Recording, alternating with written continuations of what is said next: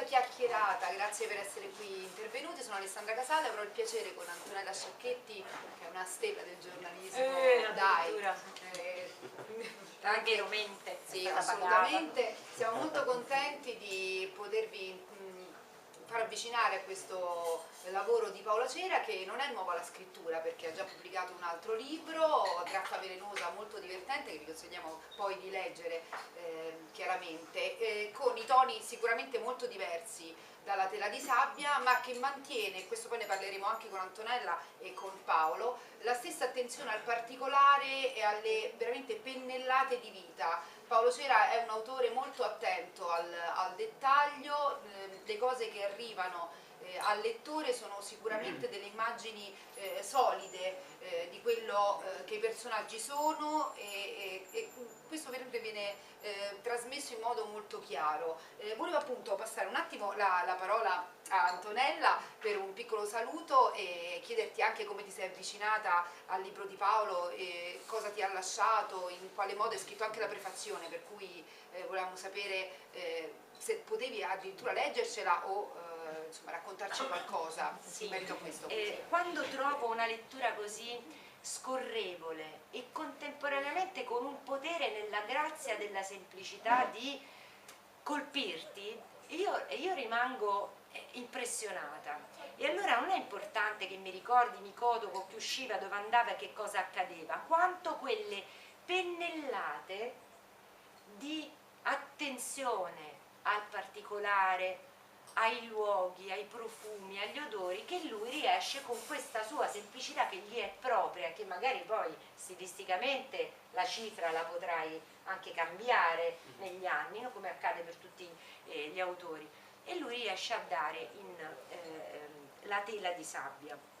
La tela di sabbia, anche il titolo è molto interessante, no? Perché come può una tela di sabbia? La sabbia non si amalgama a meno che non si metta un collante, quindi è possibile fare una tela di sabbia. Che può essere questa tela di sabbia? Una tela allagata dalla sabbia, ma comunque per essere allagata dalla sabbia e per rimanere impressa sulla tela qualcosa per farla appiccicare ci deve essere.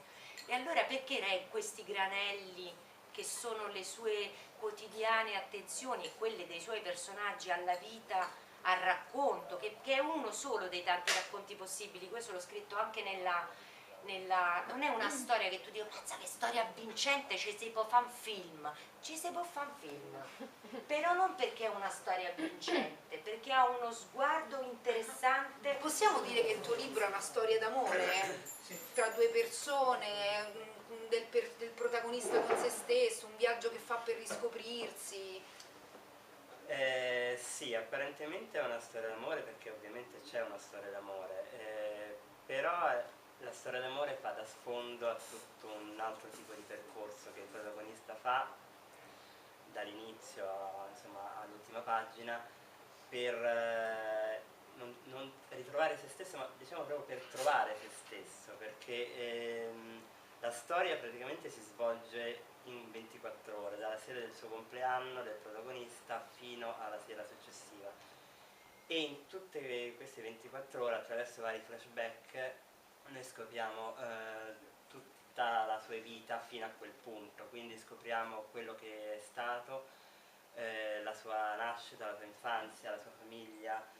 È un ragazzo che è nato per sbaglio in una famiglia, da una coppia che non voleva né avere figli né sposarsi, ma che per tappare questo errore, insomma, hanno fatto tutte le cose come andavano fatte, quindi matrimonio, figli, e non incontra, tra i vari incontri che lui ha, un ragazzo in una caffetteria che si chiama Mikoto, e l'inizio è come gli altri, quindi un rapporto semplice, da incontriamoci e basta, non approfondiamo nulla, però poi ovviamente si approfondisce, e quindi lui comincia a interagire di più con questo ragazzo lo porta nella pensione in cui lui vive, e nella pensione in cui vive incontra gli altri inquilini e comincia a scoprire cosa vuol dire provare dei sentimenti non soltanto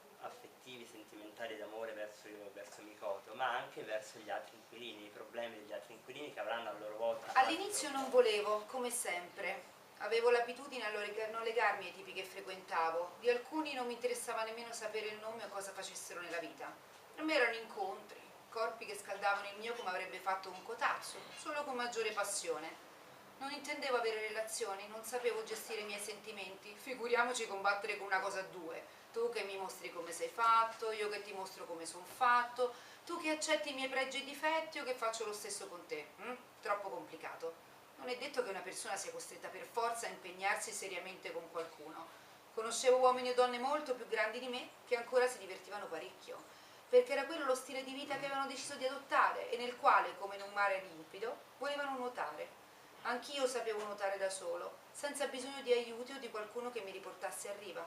Ero stato abituato dalla nascita a non dover contare su nessuno tranne che su me stesso. Ero io il centro del mio mondo e questo poteva bastare. In fin dei conti, ragionandoci lucidamente, sapevo che da me che nasceva il respiro che mi permetteva di vivere. Il muscolo del cuore batteva nel mio petto ricordandomi che ero vivo.